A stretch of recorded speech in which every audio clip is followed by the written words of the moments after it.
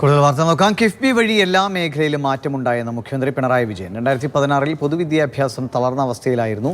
5000 കോടി പൊതുവിദ്യാഭ്യാസ രംഗത്തിന് വേണ്ടി ചെലവാക്കി. അതിലധികവും മുടക്കിയത് കിഫ്ബിയിലൂടെയാണ്. കാലം ആവശ്യപ്പെടുന്ന രീതിയിലുള്ള പുരോഗതി നമ്മൾ കൈവരിച്ചുവെന്നും മുഖ്യമന്ത്രി പറഞ്ഞു. കിഫ്ബി കൊണ്ട് ഉദ്ദേശിച്ചത് എല്ലാ മേഖലയിലും വികസനം കൊണ്ടുവരിക എന്നുള്ളതാണ്. ഒരു തരത്തിലുള്ള വേർതിരിവുമില്ലാതെ നമ്മുടെ നാടിൻ്റെ വികസനത്തിലൂന്നിക്കൊണ്ടുള്ള നടപടികളാണ് സ്വീകരിച്ചിട്ടുള്ളത്. ഇപ്പോൾ 2016 എല്ലാവരും വല്ലാതെ പ്രയാസപ്പെട്ടിരുന്ന, വേദനിച്ചിരുന്ന ഒരു രംഗമാണ് പൊതുവിദ്യാഭ്യാസ രംഗം.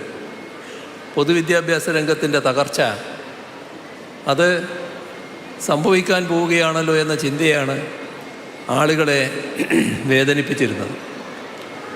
എന്നാൽ കേരളത്തിലെ പൊതുവിദ്യാഭ്യാസ രംഗത്തിന് വലിയ തോതിലുള്ള മാറ്റമുണ്ടായി. ഇവിടെ അതിൻ്റെ കണക്കുകൾ അവതരിപ്പിച്ചു. 5000 കോടിയോളം രൂപയാണ് പൊതുവെ പൊതുവിദ്യാഭ്യാസ രംഗത്ത് ചെലവഴിച്ചത്. അതിൽ ഏറിയ കൂറും കിഫ്ബിയാണ് പ്രധാന പങ്ക് വഹിച്ചത്. കാലം ആവശ്യപ്പെടും രീതിയിലുള്ള മാറ്റം ഓരോ രംഗത്തും വരണമല്ലോ. ആ മാറ്റം ഉണ്ടാക്കുന്നതിനാണല്ലോ ഇതുവഴി സാധിച്ചത്. അതിൽ പ്രധാന പങ്ക് കിഫ്ബിക്ക് വഹിക്കാൻ കഴിഞ്ഞല്ലോ.